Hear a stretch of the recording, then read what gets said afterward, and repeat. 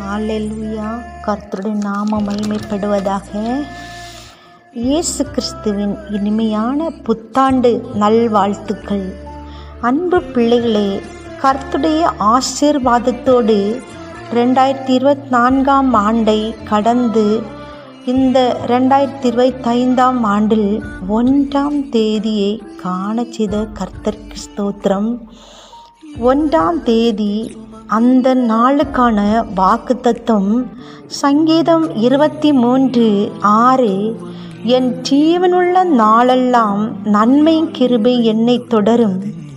அருமையான கர்த்தருடைய பிள்ளைகளே, நீங்கள் கேட்க வேண்டிய ஜெபம், என்னையும் என் குடும்பத்தில் உள்ளவர்களுக்கு உடல் சுகம், பெலன், ஆரோக்கியம் தர வேண்டும் ஏசப்பா.